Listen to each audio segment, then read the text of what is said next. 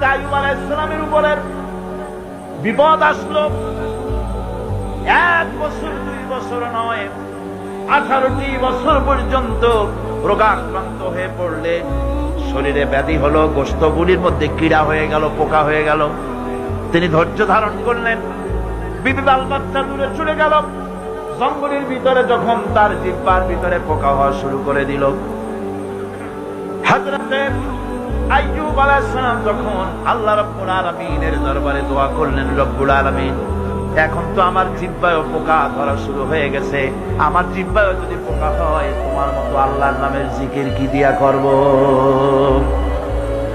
আল্লাহ রাব্বুল আলামিন হযরত আইয়ুব আলাইহিস সালামকে ক্ষমা করে দিলেন, মাফ করে দিলেন, রোগ শেফা করে দিলেন। অধৈর্য তিনি হন নাই, ধৈর্য ধারণ করেছিলেন। হযরত ইউসুফ আলাইহিস সালাম, হযরত ইয়াকুব আলাইহিস সালামের চোখের থেকে তাকে সরায় দেওয়া হলো। এত বড় বিরাট বিপদ, সেই বিপদেও তিনি ধৈর্য ধারণ করেছেন। ধৈর্য ধারণ করার কারণে আল্লাহ রাব্বুল আলামিন এমন নিয়ামত তারে দান করলেন। আল্লাহ পাক হযরত ইউসুফ আলাইহিস সালামকে বাঁচায় রাখলেন। শুধু বাঁচান নাই, প্রেসিডেন্ট বানায় দিলেন। আর তার জামানিয়া যখন আসতেছিলেন, কোথায় মিশর, কোথায় কেনান, হযরতে ইয়াকুব আলাইহিস সালাম বলেছেন, আমি যেন আমার নাকের ভিতরে ইউসুফের ঘ্রাণ পেতেছি। রব্বানা যালামনা আনফুসানা ওয়া ইন লাম তাগফির লানা ওয়া তারহামনা লানাকুনান্না মিনাল খাসিরিন। রব্বানা লা তুযিগ কুলুবানা বা'দা ইয হাদাইতানা ওয়া হাব লানা মিন লাদুনকা রাহমাতান ইন্নাকা আনতাল ওয়াহ্হাব।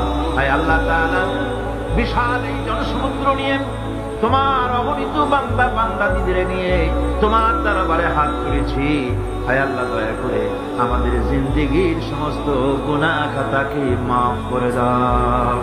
রব্বুল আলামিন, আমাদের মধ্য থেকে যাদের মা বাপ দুনিয়া থেকে জন্মের মতো বিদায় হয়ে গেল, আয় আল্লাহ, আমাদের মা বাপের কবরগুলিকে জান্নাতের টুকরা বানায়া দিও। রব্বিরহামহুমা কামা রব্বায়ানি সগীরা। সবাই পড়েন, রব্বিরহামহুমা কামা রব্বায়ানি সগীরা। আয় আল্লাহ রাব্বুল আলামিন, এই মাহফিলে দোয়া কবুল হয় এরকমের ধারণা অনেকের জন্মে গেছে। যেহেতু এটা কোরআনের মাহফিল, এই ধারণার বশবর্তী হয়ে অনেকেই দোয়া চেয়ে পাঠায় দেশ থেকে বিদেশ থেকে। আয় আল্লাহ তাআলা, তুমি দোয়া কবুল করেছো এমন বহু প্রমাণ আমরা ইতিমধ্যেই পেয়ে গেছি। আর আমরা জানি তুমি বলেছো, উদুনি আস্তাজিব লাকুম, আমারে ডাকো, আমি ডাকের সাড়া দিয়ে দেব।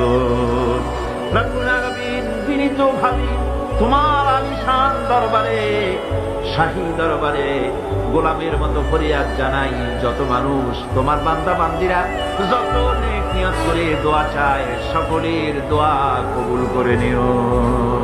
সমস্ত মানুষের অভাব অভিযোগ দূর করে দিও রব্বুল আলামিন।